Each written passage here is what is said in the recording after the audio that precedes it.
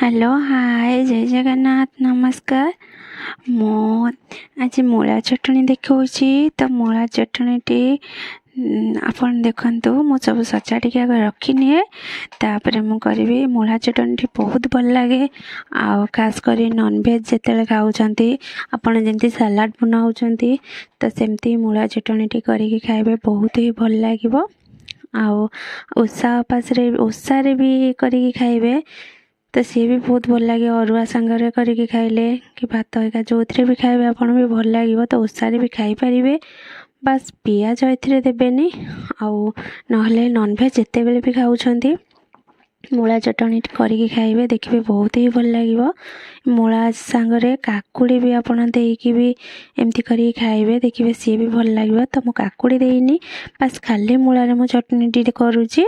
आउ आपन काकुड़ी मूला भी जदि मिसई करिवे सी भी गोटे टेस्ट आसीबो आ बहुत ही भल लागिवो। सब बेले सलाड बनै खाउछंती नॉनवेज सांगरे तो एमती आपन मूला चटणी करके भी खांतु देखिबे बहुत ही बढ़िया लागिवो। आउ ओसारे भी करके आपन खाइबे सबुथरे भी खाई परिबे।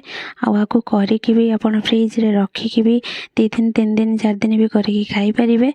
एटा होची गोटे भल कथा काना आमे एते सलाड बनैले संग संग ही करी खाउछु तो मूला चटणी 2-3 दिन भी रखिकी आपन खाई परिबे आ किछि भी खराब होबनी। आपन करके थरे निश्चिंत देखतु बहुत ही बढ़िया लागिवो। आउ एथरे बेसी खट्टा भी दही देबेनी टी फ्रेश दही देबे। आ खट्टा दही हेले जदि आपन रखिकी 2-3 दिन खाइबे ताले से खट्टा भी टिके हेई जिवो तो बेसी खट्टा दही देबेनी फ्रेश दही देबे। आ जस्ट टमाटो मु टिके अल्प फाळे देइथिली तो टमाटो न देले भी चलिबो किन मु टमाटो टिके नागु देइथिली। आउ तो आपन एथिरे टमाटो टिके नागु देई देबे एमती ता चोपाटा जेंती बाहरी जिवो एमती कले कोन चोपाटा बाहरी जिवो। आउ अदा टिके नागु जस्ट सेथिरे अदा टिके नागु भी देई देबे। आउ कंचा लंका आपन जदि छोट छोट चॉप करके आपन देबे ताले भी भलो आ नले टिके नागु जस्ट कंचा लंका ताकु टिके दळी नेबे से भी भल लागिवो। राग न हेले चटनी रे खट्टा जिनस रे राग टिके न हेले भल लागेनी तो आपन टिके लंका को छोट छोट चॉप करके जदि खाइबे तो भलो। छोट छुआ जदि थिबे तो आपन छोट छोट लंका चॉप करले से माने खाई देबे तो सेति पय लंका को मैं एथिरे टिके दळी निए। आउ एथिरे पियाज को टिके बड़ खंड पियाज भी देई देबे। आउ एथिरे लंका पड़िला आउ टमाट पड़िला अदा पड़िला सइला टे गाजर आउ एथिरे आपन लूण टिके जेतिकी दरकार लूण आपन से लूण नै जिबे। ताबरे सब एथिरे पड़ी सैला परे आपन को दही के देई देबे। बेसी खट्टा दही नेबेनी आपन फ्रेश दही नेबे।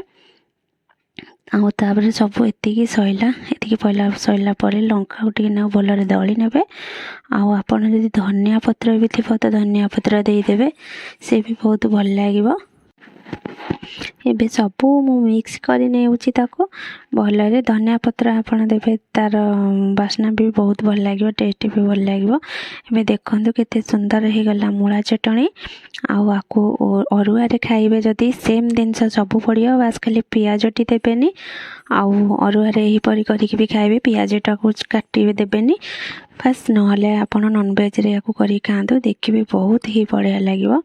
आउ मोर मूला चटणी टा हेई गला। जदि मो वीडियो टी भल लागुताए ताले लाइक शेयर सब्सक्राइब करिवे। आउ एमती नुआ नुआ वीडियो देखिबा को केबे भी भूलिबेनी। रहउची नमस्कार जय जगन्नाथ।